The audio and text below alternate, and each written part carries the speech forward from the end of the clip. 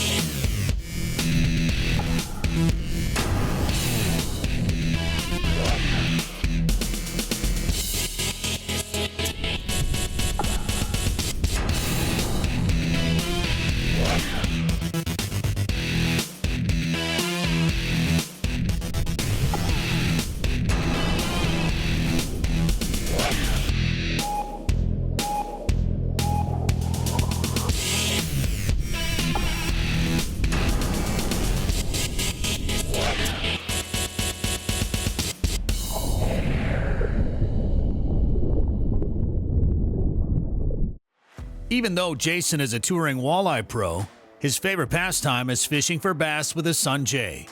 Jay recently became the youngest champion ever on the Bassmaster Elite Series. He weighed in on a record-setting 102 pounds, 9 ounces of smallmouth over the 4-day event. Fishing for bass in the north is often dominated by smallmouth bass. The relatively featureless lakes provide a pretty simple fishing pattern because there are very few different types of structures to fish. These small structure areas are very high percentage.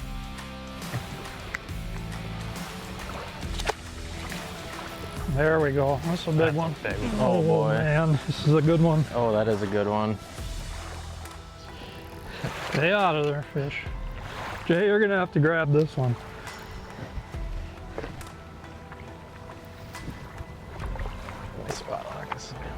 Oh, he got me in there. No. Come on out. He's out.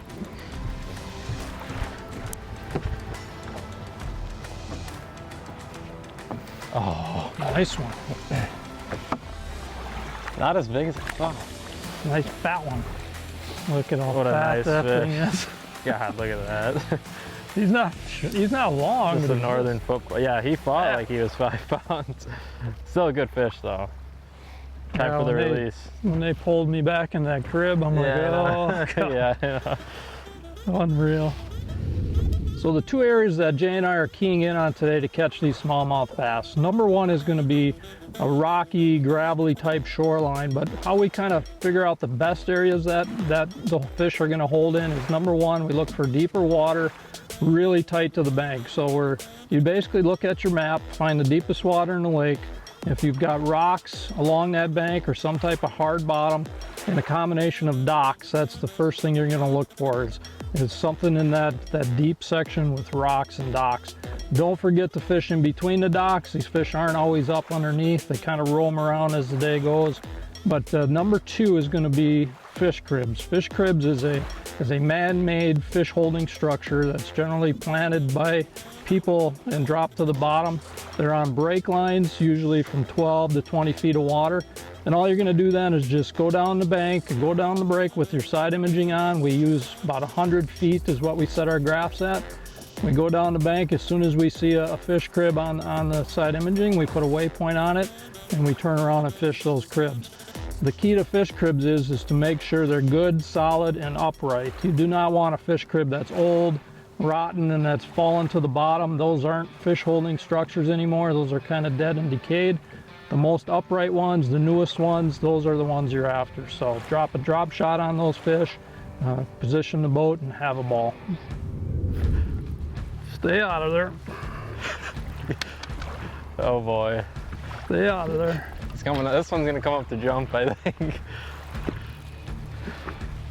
Come on, fish. Oh, Oh, yeah. Another good one. Jay, you're gonna have to grab him, buddy.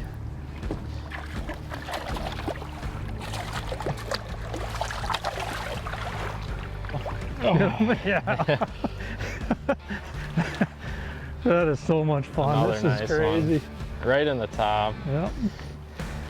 So fun. When the bike gets on, I mean, it's fast and furious when you get the spool fired up, but you know, that's just another nice 3-pounder in the Northwoods. Nice and healthy and fat. The next bite is brought to you by Mercury Marine, Go Boldly, Schaefer's Specialized Lubricant, Putting Equipment First, Nitro Boats, Performance Fishing Boats, Bass Pro Shops and Cabela's. Your adventure starts here. Berkeley, your fish, our science. And Power Pole, Total Boat Control. Closed captioning for the next bite is provided by Precision Trolling Data, the authority for crankbait diving depth information. Now, even though these are obviously high percentage areas, it's always important to fish every inch. This rings true not only with bass, but with all species. Yeah, we both just got 2 nice smallmouth. We're running this dock pattern right now, this fall time of the year. I mean, it's a little bit overlooked when the water gets colder. I mean, we're looking at like 55, like lower 50s degree water already. And, you know, these fish are getting shallow right now, which they do for a period of time before they go winter out deep, and we're having a blast catching them. Often you can pick up fish in between the best spots, resulting in more fish in the boat at the end of the day. All right, so when we're talking about dock fishing, which we did a ton of today and had some great success doing it, there's some small details that I like to point out, you know, that other people might not do. Everyone knows dock fishing in Wisconsin is one of the most popular things to do in our lakes around here, and fish love docks and they love shade. But, you know, when approaching a dock, I get asked a lot, you know, what do you target? What do you like to look for? The number one thing that I point out to people is don't cast into the darkest holes and the deepest shade pockets where the biggest fish are going to be right away. Just because for that fact, your percentages of getting that fish out aren't as good. So hit places like the corners of the dock, you know, out in front of the dock. Maybe if there's a little bit of shade, you know, that's not underneath the dock, or if it's a little bit outside the dock, fish those areas first before going to the juiciest part of the dock, and you'll definitely have better percentage on getting that fish out. And then, you know, when it comes to rod and reel setups, the same thing goes to part. When you're fishing around the dock, you know, you can get away with using a little bit lighter line and things like that because that fish isn't in the nastiest part of it. But when you're going in, you know, to the deepest, darkest parts of the dock where the biggest fish are probably going to be, I generally like to go in first with big line and a big rod. You know, a jig with 17 to 20 pound line is probably my go-to all-around setup. I usually use fluorocarbon line because it tends to be better around metal and things like that, you know, that are underneath these crazy docks here we have in Wisconsin. So, you know, those are just a couple tips that I take when going to your next local lake fishing these docks, and hopefully you bring some success. That's a nice one. That's a big one. fish. Oh boy. That's a real big one. This is one of the ones we're after right here. That's what we're after. He's pegged. Oh, look at the size of that one. How do you like that one, Jay? I'd say, huh? God, that fish is definitely over 4 pounds. Just long, lean. In between docks? No, that one was under that it. one was on the dock. Yeah, Yep. that one was underneath it. It's a good combination for Wisconsin fall-time smallmouth.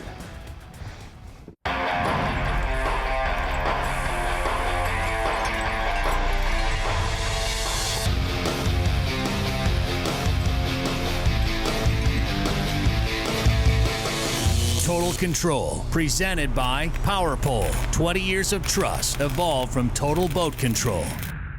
So a super line like Berkeley Fireline is a phenomenal choice for anglers in a variety of different presentations for walleyes. Whether you're pitching light jigs and you want to feel everything that's going on, maybe you're trolling crankbaits and you want to get maximum depth out of that crankbait.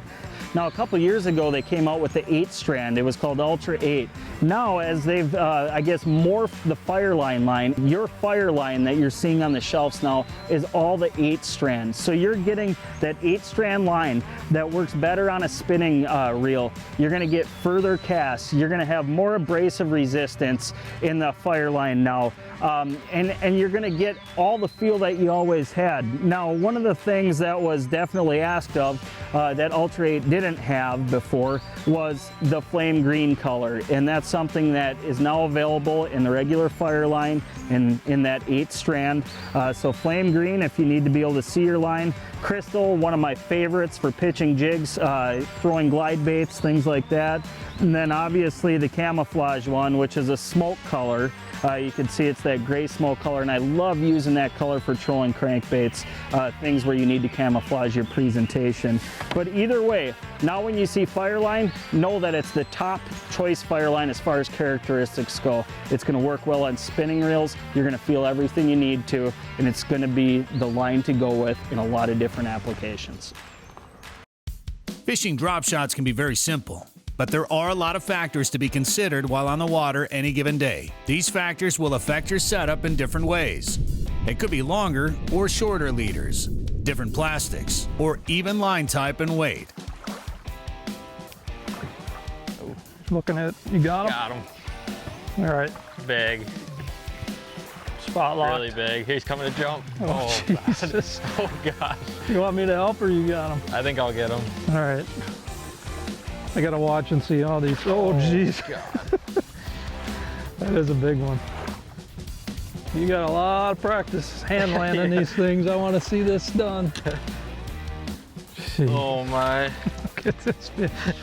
Belly up. Got him. You got him? Got him. Got him. Dang it. Look at that one. Look at the gut on that thing. Right in the top. Oh, Another crib fish. what a beautiful fish. 4.5? Yeah, I'd say. I'd give him that.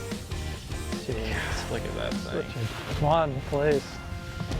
Let him go? I would say, yeah, we need to catch a pile. Yeah. What a toad. Go for the release. There she goes. First, I want to start out with the rod. I use a 610 rod. The reason I like the shorter rod is because I'm a little bit smaller guy, so landing the fish over the side is a little bit easier for me with a shorter rod. And then we go to the reel. This is a 3,000 size reel. I liked a little bit bigger spool for the drag. As you can tell, this also has a super smooth drag on it, which was really important for landing, 4 or 5 plus pound smallmouth. And then going to the line, 10-pound braid to an 8-pound leader was my all-around line size. And then also on top of the 610 rod, it was also a medium action, extra fast. That little bit of tip, lets those fish give when they get close to the boat and things like that. So for my hook setup, a number 2 hook is my all-around go-to hook for a drop shot. I mean, a smaller hook might scare some people, but on a big fish, like a 5-pound smallmouth, that smaller hook, you just get better penetration into a tough mouth, and you have better odds landing that fish. Right into leader lengths. If the fish are suspended, I'll go bigger in leader lengths. I'll go up, sometimes 2, maybe even a 3-foot leader. It seems a little ridiculous at times, but sometimes, when that bait's falling down to the bottom, they'll catch it before it gets to the bottom, so they don't see that weight as much. And then, vice versa, if the fish are spawning, I'll go to a shorter leader, maybe even somewhere around 6 inches. That's kind of how I do my leader lengths. And then my overall leader line that's connected to my braided line, I like to keep that pretty long. I'll run that all the way into the spool. Sometimes it's up to 12 feet long, maybe even bigger. And then one extra little trick that I do in my drop shots is I use a pinch on weight rather than a tie on weight. And with that pinch on weight, what that does is when a smallmouth comes up and jumps, he'll throw that weight. So then at that point, it's just you, the hook, and the smallmouth, and you have a lot better odds of landing that big fish next to the boat. Oh, Oh boy. oh yeah, that's a big one. This is a giant. That's a big one. You gonna get it? Oh yeah, I'll get him. All right. Woo! The giant. That's a big one. Hold on, hold on.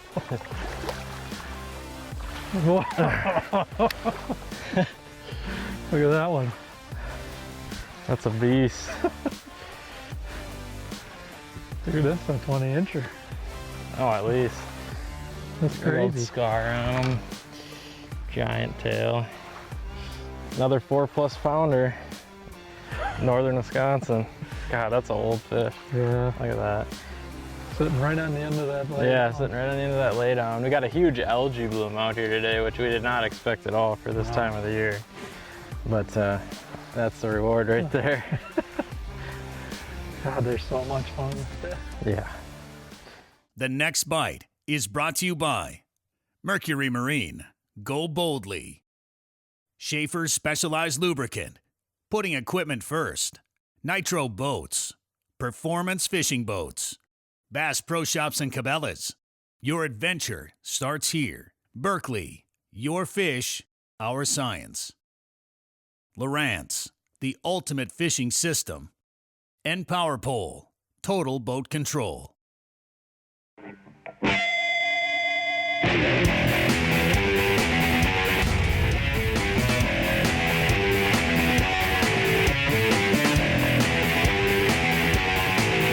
Hot Topics, leading information in tackle and techniques to make you a better angler. Presented by Mercury. Most of the anglers I know love speed out on the water. You know, whether you're a tournament angler and want to get a few more minutes of fishing in each day because you can run to the spot so fast, or just really love that exhilarating feeling of ripping down a lake, speed is a lot of fun when you're out fishing. The thing about it is that with walleye boats, the hull is inherently not really built for speed. That big deep V to cut through waves, the heavier weight that we carry to push through the waves. Now you can do little things like checking your prop, looking at your weight distribution, maybe even putting a jack plate on to get an extra mile an hour or two. But when it comes down to it, it's the big bad boy in the back here that's going to make the big difference. On the CB21 hull, for instance, when we were running a 300, it was a high 50s boat. You went up to a 350, and as expected, at a couple miles an hour, we're a 60-mile-an-hour boat. But what's really unexpected is this 400 shot us all the way up to 66, 67 miles an hour. So if you really want speed, there's little things you can do to your boat to help it out, but in the end, it's the big bad boy in the back that's going to push you down the lake the fastest.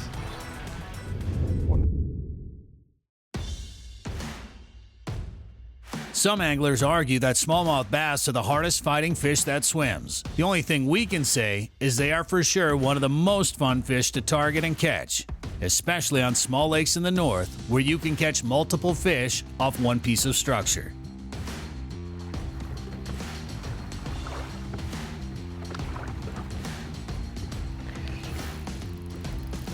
This one's a little heavier. Yeah, That looks like a good this is a good one. I think he is. Well, Nice one. oh yeah, that's a good one. That's a big one. Oh yeah. It's not that big, but he's nice. That's a lot bigger than you He's think it fat. is. Like when I set into him, I'm like, this is a Oh good yeah, one. that's a big one. Jay, you're gonna need to All grab right. this. You're good at this. You do it for a living. Yeah. Whoa. Whoa. Yes. Oh, that's a big one. I was like, what the Nice heck? one. That's like a 4.5, 5 pounder. Is he really? Yeah. Oh, it's so funny. What a dandy. Here, you can hold him. All right, Yeah, look at the size There we of go. this thing. I got him. He is heavy. Yeah, he's like 4.5 pounds. Crazy. How fat is this one, huh? Jeez. Look at these fish. They're just beautiful. Wow. Thanks. You know, one thing I've noticed too throughout the day was how these fish turned into like minnow imitator eaters. So you were throwing a worm Yeah, that was earlier, crazy. I was throwing a minnow, and then I started getting bit more often. So that's one thing to take notice is some days they love the worm profile and some days they love the the minnow profile, and today's a minnow day. So Yeah, it was. And it changed all throughout the day too. We were catching them shallow in the morning, which I think they were up there overnight. And then we finally slid out deeper. Now the sun's setting now, so what a great fish. there they are. Let's let her go, bud. These things. There she goes. All right, Jay. It was a good day. This is why we come out to fish the north woods of Wisconsin in the early fall, like the 1st of October. Yeah. The weather's still beautiful. It was 65, 70 degrees today. Catching a bunch of these fish, shallow, deep, everything in between, Yep. just mixing it up. And Yeah, look at these things. what an awesome day, huh? Phenomenal day in the Northwoods. That's why we do it. Pretty much. Let's let these girls go. I'd say. Awesome. So hopefully these couple of tips on dock fishing help you out the next time you're on your local lake, fishing docks that have some great big bass under them. Hold on. So hopefully these tips next time you're out on the water help you let. No, it's bad.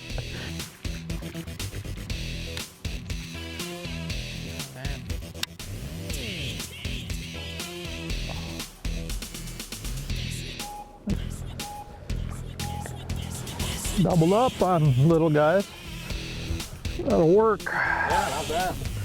I mean, they're starting to beef up for the winter time. We're basically early fall, so it's just getting that time of year and the water's cooling off, and you know, the fish are kind of in transition. We're trying to figure them out and catching a few. These are good fish. We'll get some bigger ones on. Wow.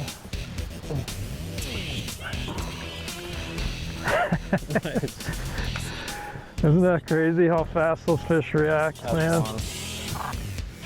Go figure, when I used to fish for muskies, I'd catch bass and stuff, and now I fish for bass and I catch muskies.